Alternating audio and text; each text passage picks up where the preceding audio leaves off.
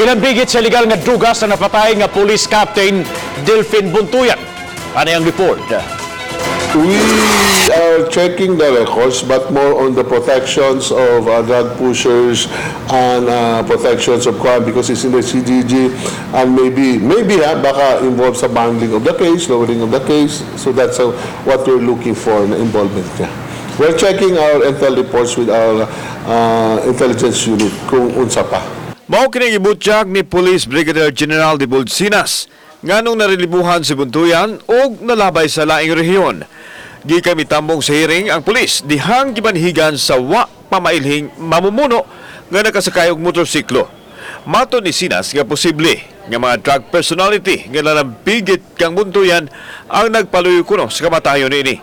Ang amo ang angle gitanaw kay basig na sila kabalo kasi IDG siya basig na siya napangakuan na isolve ang kaso may nga na tapos nung narilib siya natuluyan ang kaso na, di ba? Susuko siguro sa iya, nakita siya basig gibalusan siya. Padayon nga gisusi sa kapulisan ang background sa namatayang pulis. Lakip na ang pag-istar ni Buntuyan dinhi sa dakbayan sa Sugbo nga human naman ang eleksyon bisan kung tuan na kini madestino sa laing dapit.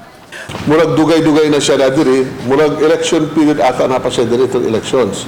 So we are wondering nga naman supposed to be tada ng mga personnels should have been recalled to their mother unit to serve election duties. So we are checking everything.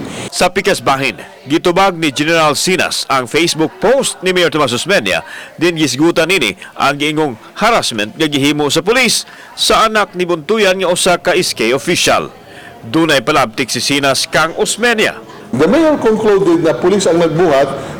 Pwede ba stay po ang mag-conclude na protector siya po igugong mga drug personality? The mayor? The mayor?